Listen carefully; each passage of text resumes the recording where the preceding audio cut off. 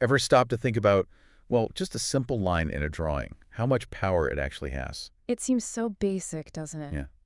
But today, we're doing a deep dive into lines.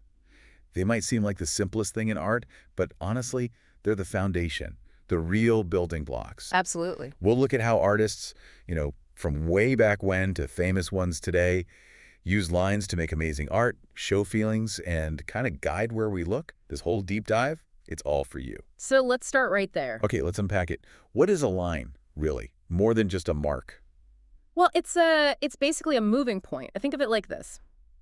The painter Paul Klee, he had a great way of putting it. Oh, yeah. He said, a line is a dot that went for a walk. It's just a mark moving from one spot to another, capturing that movement. Huh.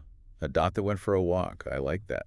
And it's true, lines help us see the edges of things, right? Exactly. Whether Yeah. it's, I don't know, a person, a house, even a cloud, they sort of define the shape. They really do. And if you connect that to the bigger picture of art, lines are actually one of the 7 main elements of art. Ah, the elements. Like Yeah. shape, color? Precisely. Shape, color, texture, all those. Think of them as the main ingredients, the toolkit every artist uses to communicate. So lines aren't just random marks. They're like these special tools artists grab to share their ideas, to help us get what they're trying to show us. You got it. They often set up the whole structure of the piece. Okay, this is where I think it gets really interesting. Yeah. Lines aren't all the same, are they? They seem to have different jobs, almost like different personalities. Oh, definitely. Take gestural lines, for instance. Gestural. Yeah, they're those quick, loose, sometimes kind of scribbly lines, super energetic. Ah, okay. Like if you're drawing someone running really fast. Exactly. Yeah. Perfect for showing things that are moving. They help the artist draw fast, capture the feeling or the essence of something, not just the perfect outline. Or in the energy.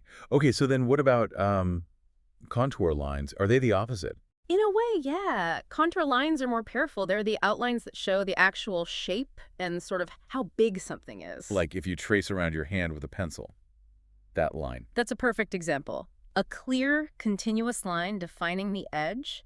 Sometimes artists even change how thick or thin the line is to show depth. Oh, interesting. And then maybe the coolest ones are implied lines. You applied. So lines that aren't really there. Kind of. They're lines your brain finishes even if the artist didn't actually draw the whole thing. How does that work? Well, an artist might arrange shapes or dots in a certain way, and your mind just naturally connected them, sees a line or a path. It's like connecting the dots without the numbers. Wow. So your brain does some of the work. That's pretty neat. And it's amazing how long lines have been doing these jobs, like telling stories. Oh, for thousands of years. Seriously, look way back at the ancient Egyptians. Hieroglyphics. Exactly. They used really strong, clear lines to draw their hieroglyphics and tell important stories about their gods and culture on tomb walls. Super clear communication. And the ancient Greeks too, right? With their vases. Yes, beautiful, elegant lines to draw people and myths on their pottery.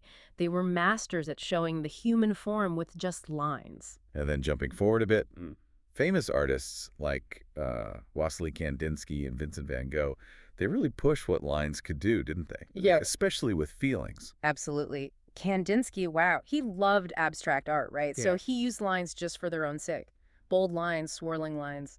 They just dance on the canvas. Even without drawing actual objects. Yeah, he wanted to create feelings, delicateness, or rhythm, or energy purely through line and color. It was about the inner feeling, not the outer look. And Van Gogh, his lines feel so different, so thick and energetic. Totally different approach, but also about feeling and movement. Think about the starry night, those thick, sweeping swirls of paint in the sky. Oh yeah, you can almost feel the wind. Exactly.